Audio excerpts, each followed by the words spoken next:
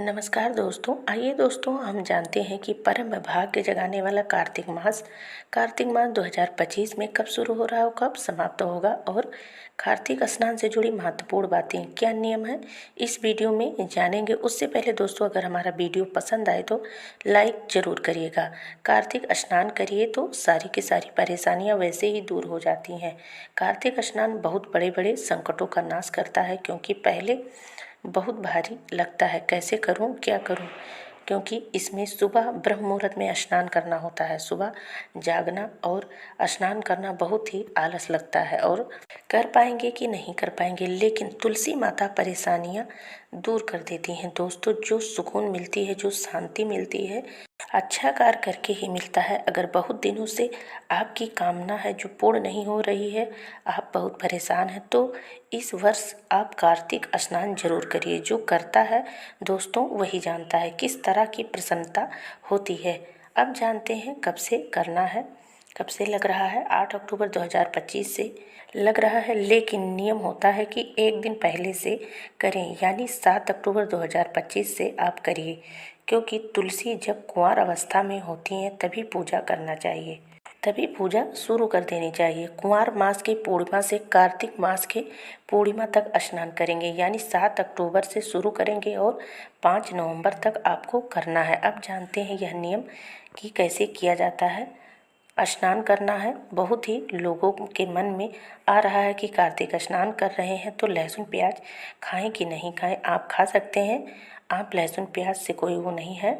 सुबह जल्दी उठें और 4 बजे तक उठ जाएं। अब आपको क्या करना है, छोटा मोटा जो आपके घर का काम है आप कर सकती हैं।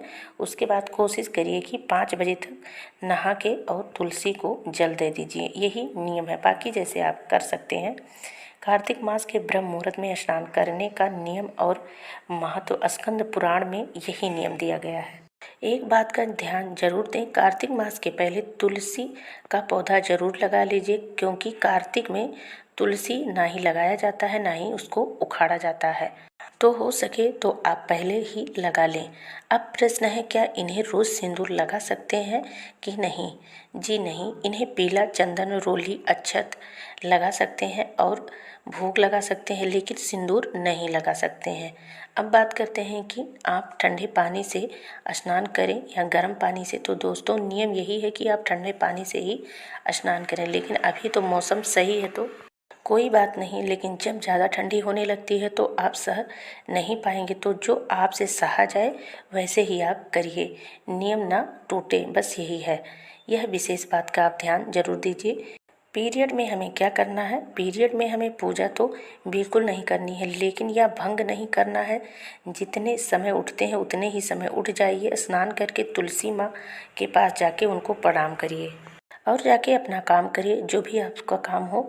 दोस्तों, कार्तिक मास में दीपदान करने का बड़ा महत्व है, तो इसीलिए सुबह स्नान करने के बाद तुलसी में जल दीजिए और आप एक घी का दीपक जरूर जलाएं। जब आप सुबह सुबह दीपक जलाएंगे तो आपको कोटि कोटि गुना सुख मिलेगा। आप करके तो देखिए एक बार।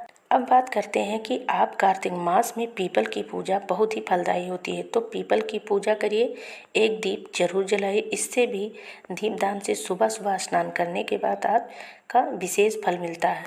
तुलसी की पूजा रविवार मंगलवार को मत करिए। कार्तिक महीने में कुछ चीज़ें नहीं करनी चाहिए, कुछ चीज़ें खानी भी नहीं चाहिए, जैसे गाजर है, मसूर का दाल है, लौकी की सब्जी है। दोस्तों, इस वीडियो में बस इतना ही। आपको हमारी जानकारी कैसी लगी ज़रूर बताइएगा और लाइक ज़रूर करिएगा।